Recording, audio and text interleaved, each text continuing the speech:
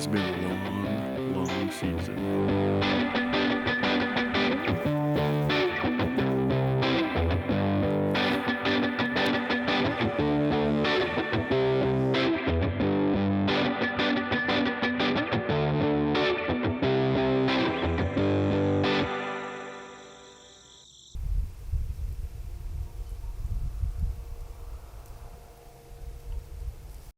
So I'm up here hunting with Ben, and we're up on the side hill.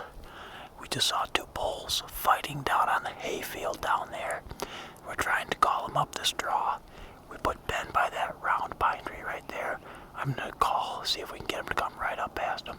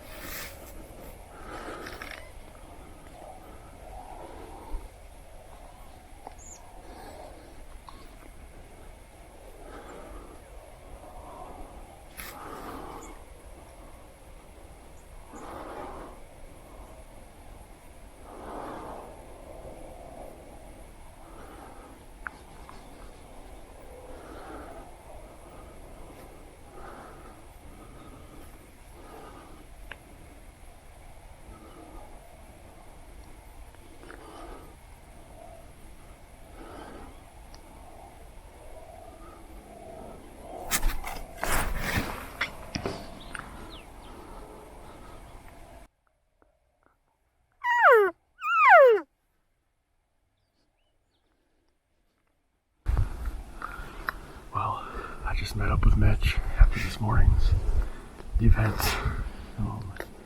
We left the house this morning pretty early. We hiked. We did Mitch's famous ridge run, as he calls it. Mitch has been to the spot before. And we hiked up from the cabin uphill for about 2 miles, I would say. Yeah. And in the dark, and then got set up into this spot. I thought Mitch was a little bit crazy. I think he's just trying to kill me out here, to be honest. But we got set up in this spot, and kind of up over to my right actually, but got set up for our first call. I'm just dripping with sweat and breathing like I need oxygen. But got set up, and right away we heard some bulls fighting down in these aspens. And so then Mitch and I decided to reposition. So I went back to Mitch up the hill. We went way down over here. And Mitch sent me down into a pine tree over there, and then he stayed up top. And pretty much as soon as we got set, Mitch could see the bulls coming over top of that ridge and coming off those hay fields. And not too long after, Mitch started calling, and I could see them all coming over. There was 4 bulls and 1 cow, and the cow was hot, I'm pretty sure. They ran about halfway up the ridge, and they looked like they were gonna walk right past me. So at this point, I thought Mitch would keep calling. I didn't know he was pinned down by 2 bulls up top. He couldn't move. Yeah, Mitch couldn't move or call, and didn't know. He thought the bulls were coming right into me, so he didn't want to call. I couldn't see the bulls as soon as they got down below the top half of the hillside. I couldn't see them, and they looked like they're going right at Ben, so I didn't want to screw with anything. Yeah, and I was like, well, apparently Mitch had a heart attack or something, so I didn't know what's going on. So I called a couple times from my bush, and one of the lead bull turned, and then as soon as it turned, the cow went down and across from me. But boy, they had to have crossed 50 yards away from me. I kind of told myself that 40 yards was going to be my maximum, and I was trying to stay true to that and not, you don't want to spend all day tracking a wounded elk and not find it. And then they came past me, and it looked like the cow was going to come in closer and bring all the bulls behind her. So I got to full draw, and boy, honestly, it got a little fuzzy from there. But I know I didn't have a shot. I know I was stuck at full draw for like 2 or 3 minutes, and then I could, the bulls actually were out further, and probably out to about 70, 80 yards, and then they were kind of gone and out of range. I never could even get a shot at the cow within 40 yards or anything. They probably got into 50 maybe, but it was close. I don't know what we could have done differently. I felt like we played it pretty good, but yeah, I wish I knew it. Wish I knew I could have called and turned them, but I couldn't see anything, and they looked like they were coming close. I was waiting to hear the bow twang. I thought there was no way this wasn't going to work out. Yeah. But second time on the trip being at full draw, can't really complain about that. Pretty sure I heard a grouse up there, but we can go shoot that, take out some frustration. Might have to go shoot that. Those eat pretty good too, just not as much meat. Yep. But we'll keep trucking, and we'll see what happens.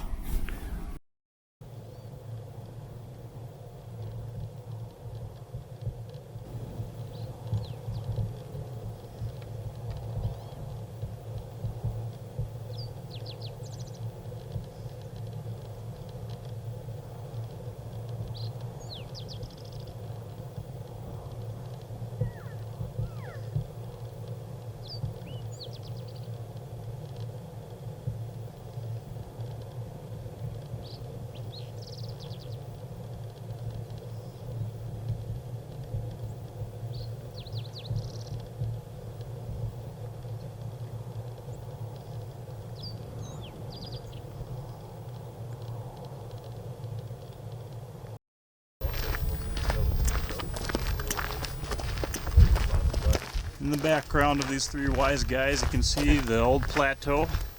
Many a hands have climbed the grand old face of the plateau, as Kurt Cobain would say. And just want to ask the hunters here, what's your predictions for tonight? Eric, what's your best guesses of what's going to happen tonight? A three-peat. Three-peat? Three-peat all the way. All the way? Ben, how about you? If you had to guess what's going to happen tonight, what'd you put your money on? Well, I'll tell you what, if I get a good facing away shot, I'm sending it right up the butt. What do you think, Joe? I got no predictions. I'm leaving it up to the elk gods. Leaving it up to the elk gods. That's the best way to be.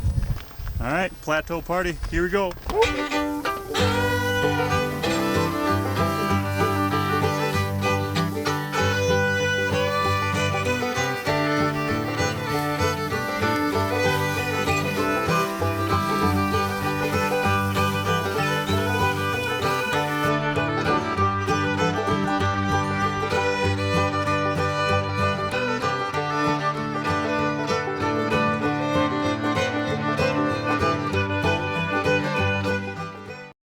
Well, it's the morning of Saturday, September 12th, I'm pretty sure. And me and Eric today hiked back up this treacherous hike to get back to where I almost shot one yesterday to see if we could get another chance at them. We heard them bugling in the fields this morning, so we knew they were in the area. And we got set up in plenty of time, left extra early, got here in the dark, got set up. I actually waited uphill a little bit till the thermals seemed to switch a little bit, and then I snuck down to the spot I should have been sitting yesterday. And yeah, I mean, pretty much no luck. They must have taken a different route up one of the different draws to get out of here. So they're probably already to their bedding spots by now. It's about 8:30, I'm guessing.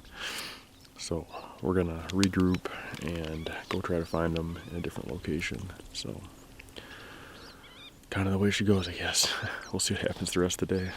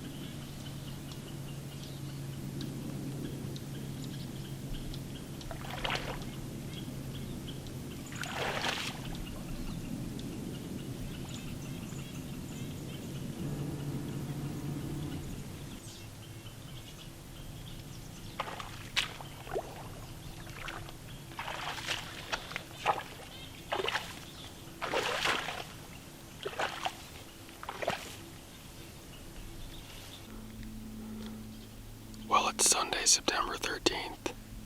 It's the last day of our Idaho elk hunting trip, and we're all just solo hunting, going rogue.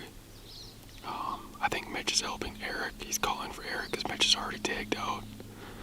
But I'm actually back in a spot. It's on public land, actually. Mitch drove me as far as he could in his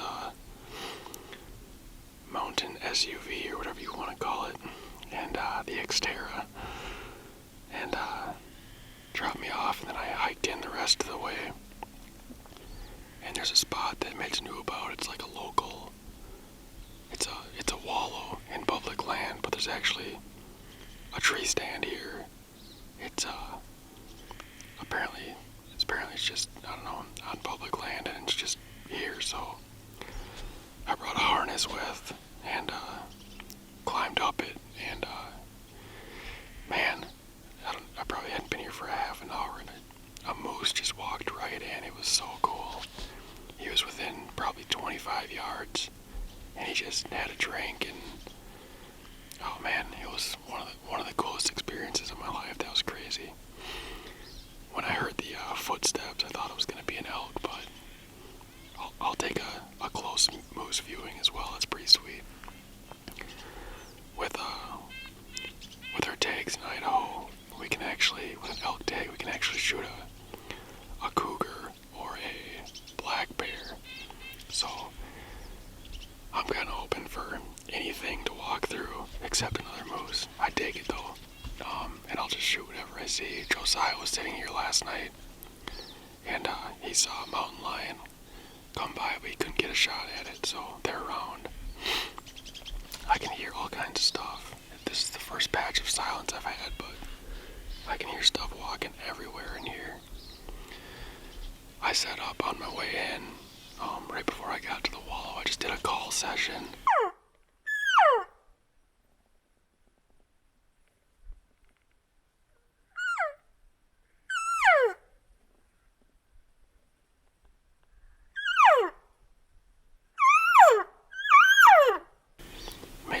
Made some soft calls, and I had something just come walking right through the woods, right out to the edge of the opening I was sitting in. And I'm sure it had to be an elk. It came right into the calls, but it never stepped out, so they're around. He definitely didn't have my wind, so maybe he'll come into this wallow eventually. So with the hot weather has moved back in. It's kind of like going to be 70, 80 degrees yesterday and today. So we're all kind of just posting up on different wallows around the area. I think Eric's going to put up a lone wolf tree stand and sit on a different wallow that we found this week. So, man, I hope something comes in. I hope one of us get something. That'd be so great. So, either way, this has been awesome. Poke around Pine Creek on our last day out here. Haven't tagged an elk yet. However, definitely gotta stop and appreciate the views. Definitely giving her though. Yeah. We're covering some ground. Not going out without a fight. Stopping to enjoy the view. Alright. Try again. As they say, the final hoorah. We're going to get them. We are going to get them. We're going to try to get them. Them being big bulls. Elk. Black gold. The Texas tea. Wait, sorry. No. Alright, That's restart. We're going elk hunting. That's That's the last night. Yeah, this is our, for clarity, for those of you watching at home, this is our last night of elk hunting. This is the final hunt.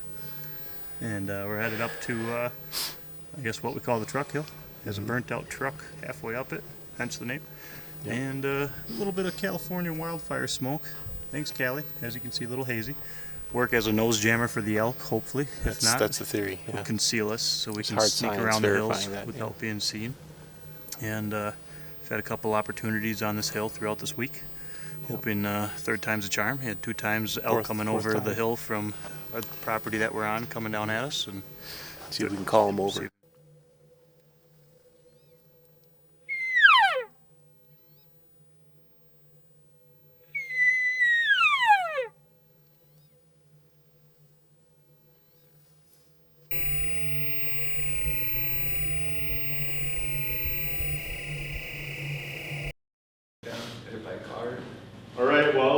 getting back from the last and final hunt of the trip.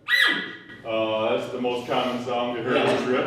Not me, it is not. Mostly Josiah. You weren't here the first night. Bugles, man. And, Lots of bugles. yeah, I mean, sometimes when, sometimes if I do a cow call, just a little, oh.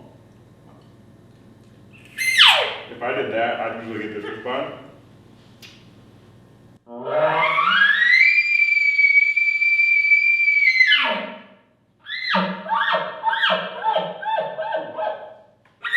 That's what usually goes on. But no, we ended up with one elk thanks to Mitch. Mitch has perfect shot placement. Good fortune. And Fatal. yep, fatal shot placement. It's all about hitting right in the vitals. Yep, right in the vitals, no matter what route you take. Yeah. Just several routes, you know. Yep. Not recommended for those of you playing at home. No. Other than that, I would say it was a great trip. I'm in better shape than I've ever been in my life. Mm-hmm. Yeah. The most days in a row I've been up for 20 hours straight. Yeah. Yeah. Normal. A lot of ups and downs. Yeah. Literally and figuratively. Yeah. My legs have literally never stopped aching this No. entire time. Yeah. Yeah.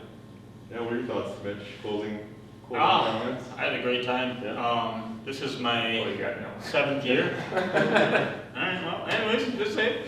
This is my 7th year, and we have had hot At this years spot. at this spot, a place unknown. Yeah. And we've had hot years and cold years, and I'd say this year is above the curve, or above the average, I would say. So for as far as opportunities, you know, those heart-pumping moments, you know, seeing elk, seeing bulls, hearing bugles, yeah, I think it was a good year from that perspective.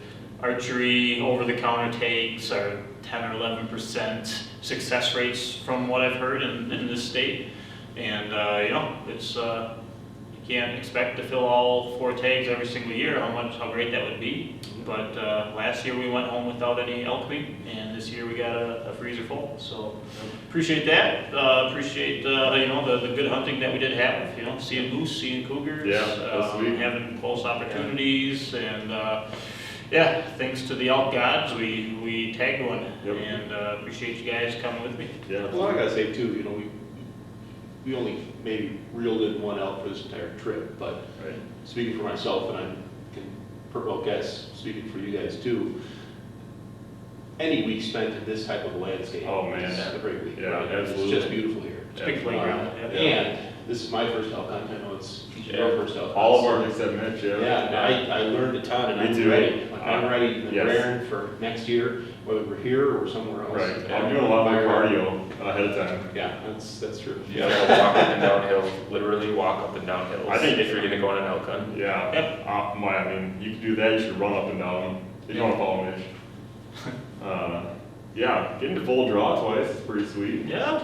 Yeah, I thought I had it in the bag twice, but it's usually. I was told before we went out here by a veteran of this location that you're gonna get 2 or 3 opportunities the entire week. And I would say that's absolutely accurate. Yeah. Just unfortunately, those 2 or 3 opportunities didn't pan out perfectly, which is always happened, right? Most days, everybody saw elk. Yeah. And if not some, I think right? just 1 or 2. Yeah, 1 or 2. No.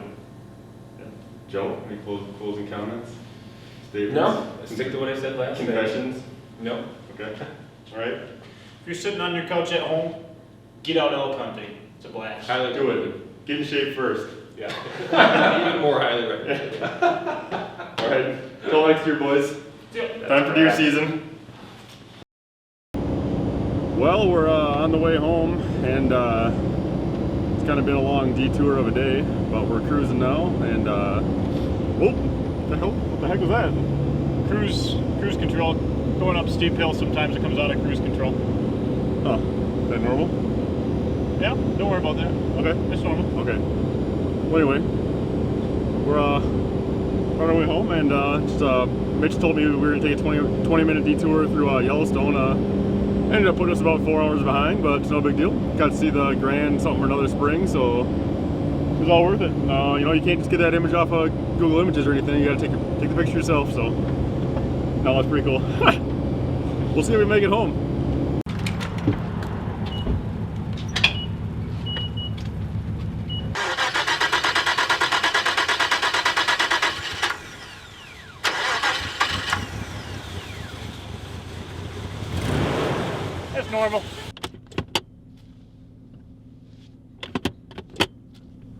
There we go. That's normal. Yep. Okay. Mitch's stereo's kind of falling out a little bit.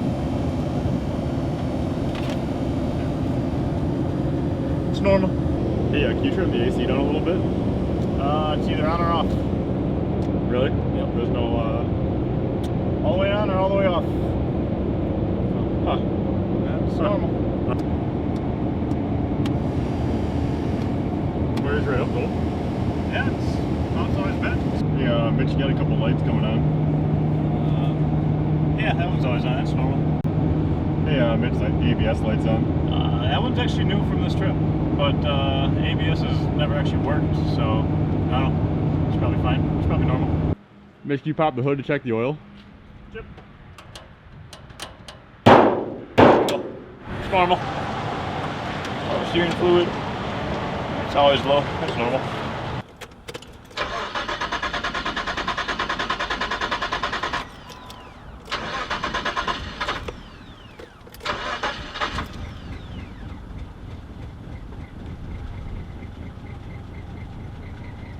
It's normal.